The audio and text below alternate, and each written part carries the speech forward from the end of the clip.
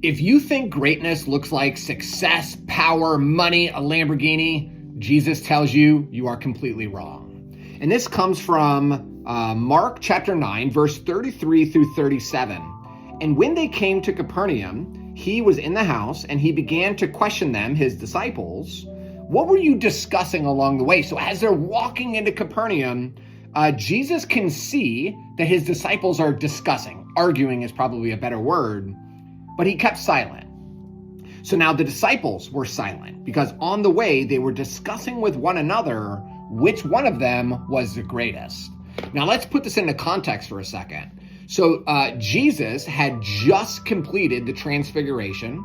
He took 3 of his disciples, Peter, James, and John. He took them onto the mountain. They were able to see the transfiguration. They saw Moses and Elijah talking with Jesus about his departure, his crucifixion. And now they're walking to Capernaum. And even though these men are walking with Jesus, they've been walking with him for years, right? They still are human. They have those, I'm going to call it kind of evil human desires to be great, to be better than somebody else, right?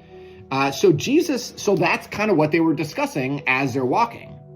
And sitting down, Jesus, called the 12 to him and said, if anybody wants to be first, he shall be last of all and servant of all. And taking a child, he set the child before them, and taking him into his arms, he said to them, whoever receives one child like this in my name receives me, and whoever receives me does not receive me, but him who sent me. I'm actually going to flip over to Matthew 18, verses 1 through 5. And it says, whoever then humbles himself as this child is the greatest in the kingdom of heaven. Because children, I have 7 children, right? My kids are completely dependent on me. So they're dependent on me to provide food, especially my little kids. They're dependent for food. They're dependent for safety and for protection. And they have no choice but to just humble themselves and trust that me and my wife, Tiffany, are going to take care of everything that they need, right? And I think that's what Jesus is saying here is, if you want to be great, you must depend on me.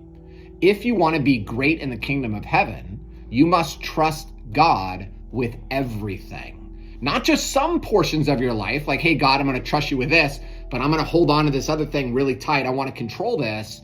We have to release. God wants our hearts.